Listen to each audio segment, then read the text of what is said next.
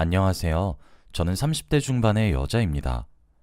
제가 몇 년 전 정말 삶을 포기하고 싶을 정도로 커다란 우울감을 가졌던 일이 있었습니다.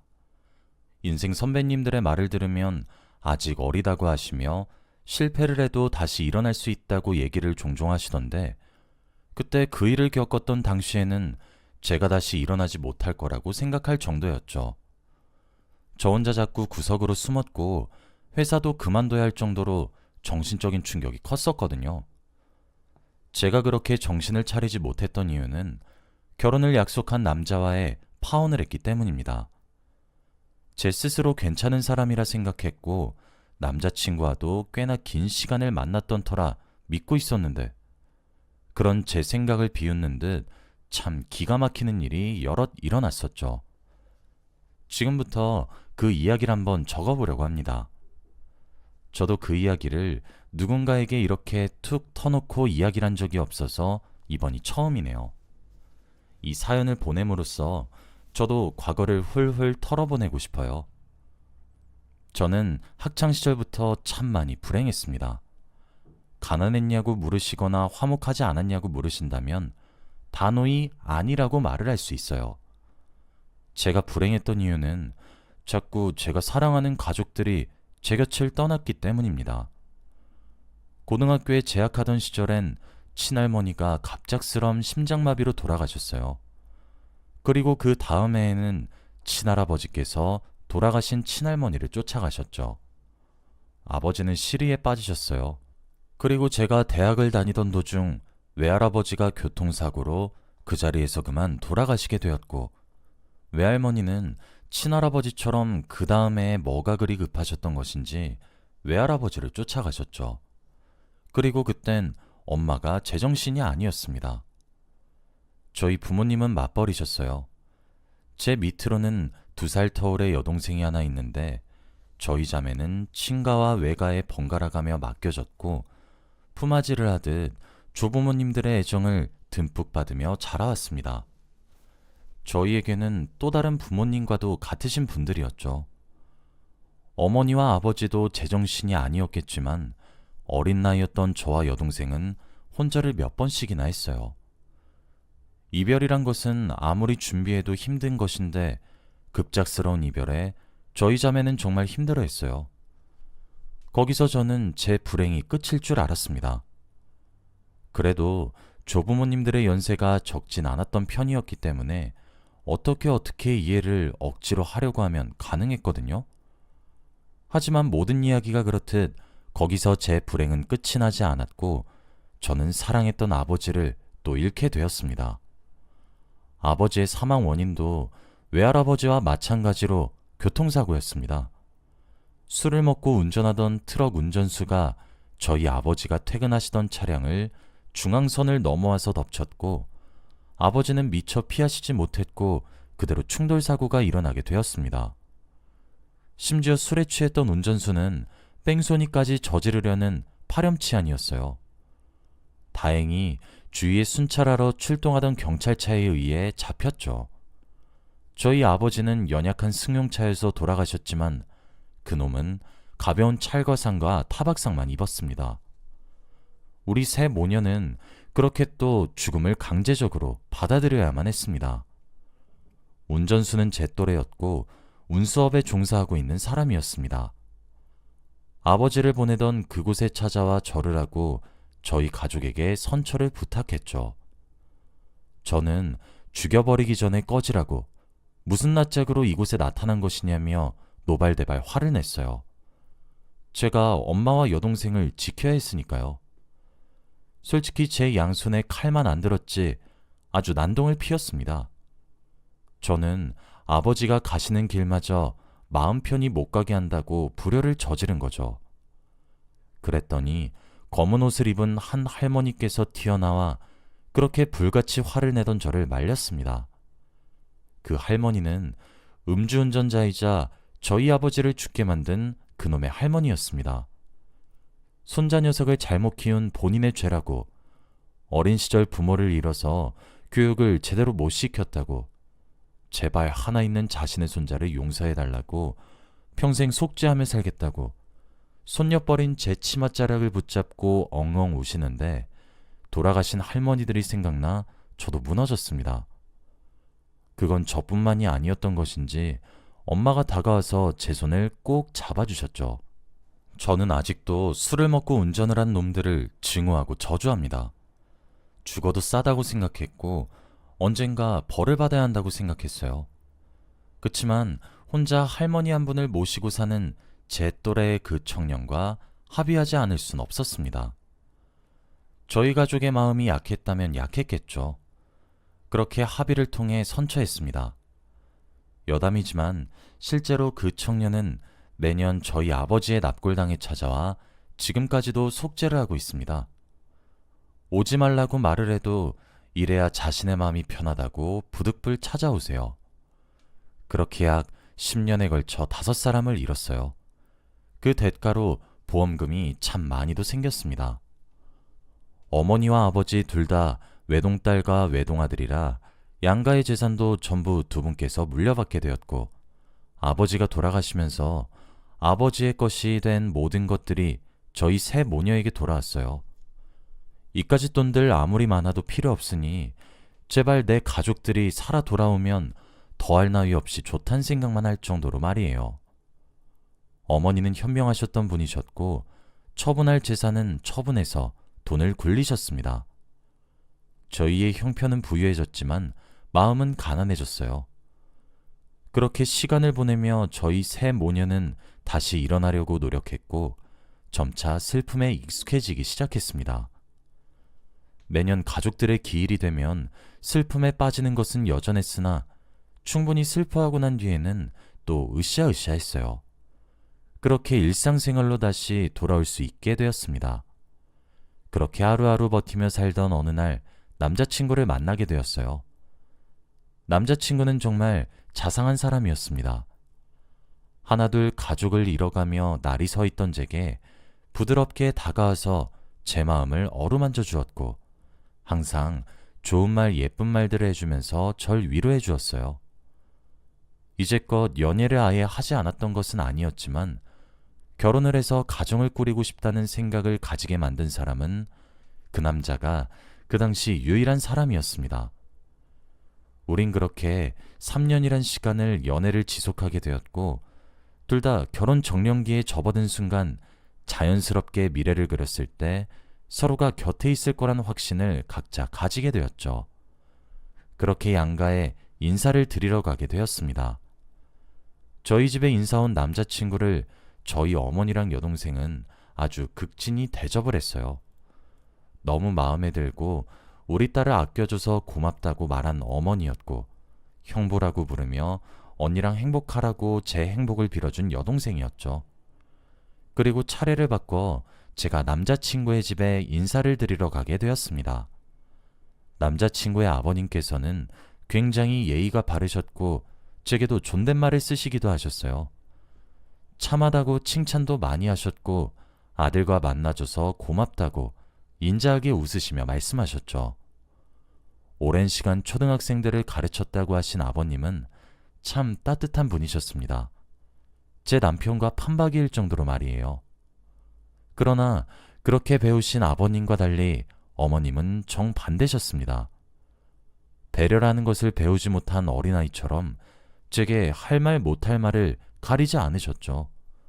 그때 어머님이 제게 던진 몇 가지 되지도 않는 질문들이 아직도 선명히 기억이 납니다. 아빠 없이 자랐다던데 사실이니? 10년 정도 되는 시간 동안 전부 돌아가셨다는데 굿은 해봤니? 너랑 결혼시켰다가 우리 아들도 그 꼴 나는 것은 아니니? 가슴에 비수를 꽂는 질문들이었지만 유난인 사람들에겐 예민한 문제일 수도 있을 거라 생각해서 성실히 대답을 했어요. 네, 아버지가 교통사고로 급작스럽게 돌아가셨어요. 굿은 하지 않았습니다, 어머님. 저희에게 일어난 일은 모두 불행하게 느껴졌고 사고였어요. 그렇게 말씀하지 말아주세요. 어머님, 사고는 누구에게나 일어날 수 있지 않을까요? 현수 씨라고 사고를 모두 비켜나가진 않을 거예요. 우리 모두가 매사에 조심하면서 살아가야죠. 라고 말이에요. 아버님과 남자친구는 어머님의 입이 열릴 때마다 허둥지둥하며 어머님의 입을 막으려고 하는 듯 했어요. 물론 역부족이었지만요. 그런데 어머님이 결정타를 날리셨어요. 아이, 넌 내가 좀 예민한 것 같아. 나도 그걸 모르는 건 아닌데 그래도 이 정도는 아들 가진 부모면 누구나 걱정되는 부분이지 않겠니? 너무 기분 나빠하지 마렴. 네, 어머님. 그럼 마지막으로 하나만 더 질문할게. 네, 괜찮아요. 질문이 뭐예요? 너 친정엄마. 그러니까 이제 예비 사돈어른 보험금은 총 얼마니? 어머님의 생각 없는 질문이 끝나자 아버님은 그동안 제가 있어서 큰 소리 내지 않고 조용히 어머님을 말렸는데 이런 질문을 하게 될 줄은 모르셨던 건지 무척이나 당황하셨죠. 제가 있는 자리에서 결국 큰 소리를 내시면서 당신, 진짜 이게 무슨 무례한 질문이야? 미쳤어? 그 입 당장 안 다물어! 하며 성을 내셨고 제게 미안해요. 내가 대신 사과할게요. 하며 사과하셨어요. 그런데도 어머님은 아니, 이게 제게 큰 소리 낼 일이에요? 물어볼 수도 있는 문제잖아요. 다 죽었다는데 불길해서 물어본 게 죄예요? 하시며 방으로 쿵쿵 걸어 들어가 문을 잠그셨죠. 어쩔 줄 몰라 하는 아버님께 죄송해요. 저 몸이 조금 안 좋아서 돌아가 봐야 할 것 같아요. 다음에 다시 찾아뵐게요. 죄송합니다. 라고 사과를 하고 황급히 자리를 떠났습니다. 따라오는 남자친구에게 쫓아오지 말아달라고 부탁을 했어요. 남자친구는 제게 미안하다고 입이 닳도록 말을 하며 제 뜻에 따랐고요. 저는 그날 결혼을 이 사람과는 하지 않아야겠다고 다짐했습니다. 집에 와서 펑펑 울면서 말이에요. 여동생과 엄마한테는 차마 말하지 못했습니다. 저보다 더욱 슬퍼할 것 같아서 말이에요. 조용히 끝내야겠다고 생각하고 잠을 자기 위해 침대에 누웠어요. 그런데 그날 밤 남자친구가 어머님께 제 번호를 알려준 것인지 사과의 문자가 도착했습니다. 내가 실수를 한 것 같아서 연락을 한단다. 난 그저 걱정되는 마음이 앞서서 그렇게 말을 했던 거였어. 기분 상했다면 풀렴. 미안하구나. 다음에 다시 얼굴 보도록 하자. 라고 말이에요. 결혼하지 말아야지 다짐을 하면서도 사과를 받았으니 괜찮지 않을까? 아직 예비 며느리 대하시는 게 어색해서 어려워하시는 것은 아닐까? 그런 생각을 하며 제 마음의 결심도 흔들리기 시작했고 남자친구도 저에게 진심 어린 사과를 건네었어요. 그뿐 아니라 아버님께서도 따로 연락을 주시면서 마음 많이 상했죠? 나도 사과할게요. 라며 제게 다가왔어요. 결국 저는 어리석게도 남자친구와 결혼 준비를 진행했습니다. 말 한마디에 결혼을 엎을 정도의 용기도 없었지만 따뜻하고 다정했던 남자친구를 놓치고 싶지도 않았거든요. 상견례 날짜를 잡았어요. 그런데 어머님께서 갑작스런 고열에 시달려서 응급실로 가게 되었죠. 독감으로 인해 입원을 하게 되었습니다. 첫 번째 상견례는 그렇게 물 건너갔습니다. 그런데 그 이후에도 상견례를 하려 하면 날짜를 번번이 미뤄야 했어요. 참 어이가 없게도 말이에요. 저랑 남자친구는 결혼 준비를 먼저 시작하게 되었어요. 사실 양가 부모님끼리 한번 뵙는 자리를 만들었을 뿐이었거든요. 둘 다 결혼 정년기라 결혼 허락도 다 받았고 양가 모두 반대하지 않았거든요. 게다가 저와 남자친구 둘 다 월급의 80%는 전부 저축을 했기 때문에 자금적인 부분도 없었어요. 예단과 예물을 생략하고 부모님께 손을 벌리지 않기로 합의도 했죠. 웨딩 사진도 찍었고 예약도 다 마쳤습니다. 청첩장도 다 만들었죠. 그때까지도 전 그렇게 행복한 새 신부가 되는 줄로만 알았습니다. 그리고 상견례를 그제서야 하게 되었어요. 양가 어른들끼리 덕담을 주고받는 무난한 식사 자리가 될 줄 알았습니다. 하지만 식사 자리에서조차 어머님께서의 막말은 멈추시지 않았습니다. 처음에 무난하게 넘어가는 듯 했지만 어머님은 결국 입방정을 떨었습니다. 사돈, 아이들한테 금전적인 지원은 해주나요? 우리 아들이 말하는 거 들어보니까 둘이서 장만하기로 했다던데. 팔자 사나운 딸내미한테 귀한 아들 보내주는 건데 아파트는 사돈 쪽에서 부담하시지 그러세요? 어머님의 말씀이 끝나자마자 아버님이 어머님을 만류하기 시작했고 남자친구는 어쩔 줄 몰라 했어요. 어머님은 이제 사진도 찍었겠다, 살림만 차리면 되는 상황이니 제가 거부하지는 못할 거라고 생각했었나 봅니다.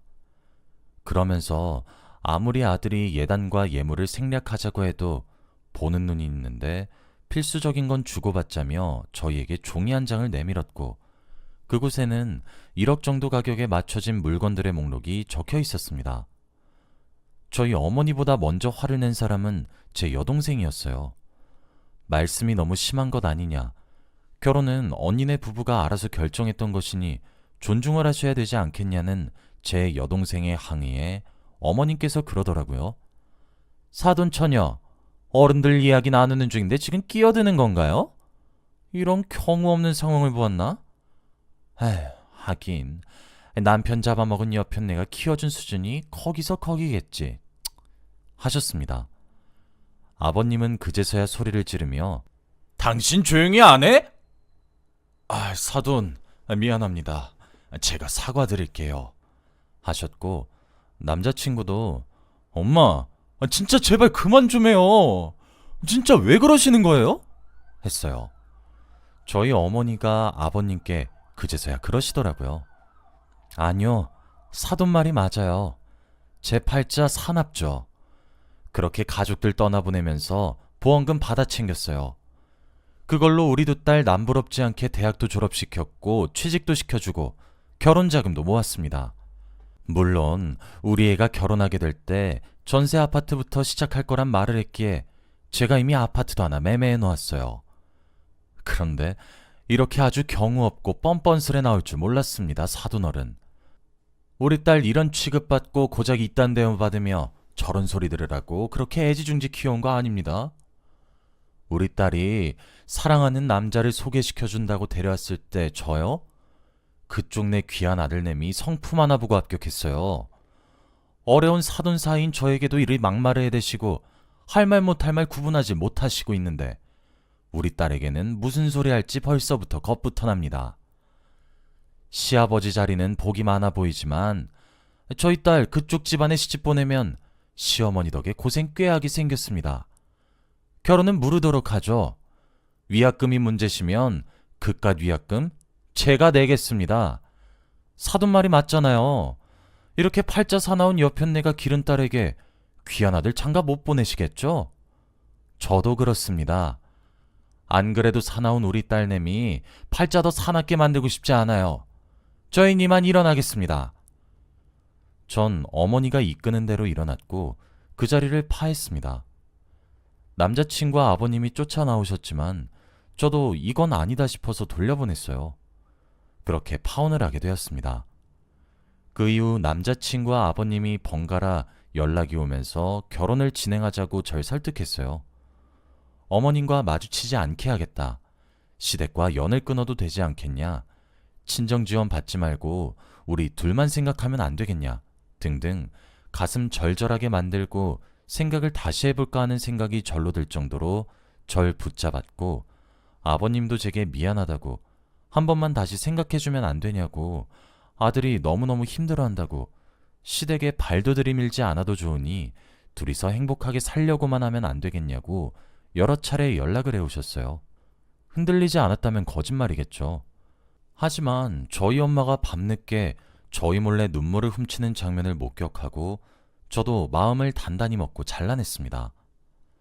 남자친구는 제게 많이 미안했던 것인지 계약 취소에 대한 위약금은 본인이 부담했고 저희는 그렇게 서로 엉엉 울면서 헤어짐을 선택했어요. 그 이후 어머님이 제게 종종 연락해 오셔서는 해도 해도 너무한다는 둥, 팔자 사나운 년이 성질머리도 사납다는 둥 참 비수로 꽂히는 말을 많이 하셨지만 그것도 남자친구에게 말을 전해주니 더는 제게 오지 않았어요. 우린 그렇게 파혼을 하게 되었고 벌써 이 일이 일어난 지 꽤 오랜 시간이 지났지만 저한테는 너무 충격적인 일이었고 상상도 못했던 일들이었기에 제 기억 속에 선명히 남아 절 괴롭혔습니다. 이래서 결혼이라는 걸 힘들다고 하는 거구나. 이래서 집안을 보는 거구나. 사랑 하나만으로는 절대 결혼할 수가 없는 거였구나 싶었죠. 그렇게 한참 우울하게 삶을 살아갔고 일상생활도 지장이 생겼어요. 시어머니가 퍼부었던 말들이 하나하나 기억에 남아 떠나가질 않더라고요. 그러다 지금의 예비 신랑을 만나게 되었습니다. 비온 뒤에 하늘이 갠다고 하더니 지금 예비 신랑네 부모님은 참 존경스러우신 분들이세요. 다행히 시댁 어른들께서도 저를 무척이나 예뻐해 주십니다. 상견례 자리에 저희 어머니를 보고 사돈 얼마나 고생 많으셨습니까? 그렇게 귀한 딸 저희 아들과 결혼시켜 주시니 참 고맙네요. 사돈께선 참 대단하고 자랑스러운 어머니였을 겁니다. 그런 어머니 밑에서 자랐으니 우리 새아가도 얼마나 바르겠습니까? 아들 결혼시키면서 걱정이 하나도 되질 않아요. 안 그렇니 새아가? 하면서 지켜 세워주셨죠. 어머니도 그 이전의 상견례가 생각이 났는지 감사하고 또 감사하다고 눈물을 보이셨어요. 그렇게 저희 둘은 오는 봄에 결혼을 하기로 확정을 지었고 지금은 먼저 아파트에 들어와 살림을 합쳤습니다.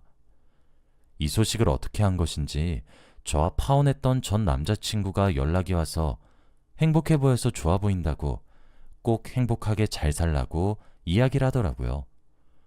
저와 헤어지고 난 이후에도 선을 보기도 하고 그렇게 지냈는데 만나는 여자들이 죄다 시어머니의 언행에 질색팔색하며 도망을 갔다고 하더라고요. 그래서 자신은 독신을 선택했다고 했습니다. 전 이제 완벽하게 일상으로 복귀했고 하루하루 행복한 상상과 기대로 살아가고 있습니다. 항상 저를 따뜻하게 대해주시는 어머님과 아버님, 그리고 제 예비 신랑이 있어 행복하거든요. 이 기회를 빌어 저와 파혼한 전 남자친구의 행복도 빌어주고 싶어요. 그 사람도 저처럼 행복하게 살았으면 좋겠습니다. 이제 일말의 미련도 없고 그저 모두 잘 살고 잘 되었으면 하는 마음만 있네요. 여기까지가 제 이야기였습니다. 긴 이야기 들어주셔서 감사합니다. 행복하세요.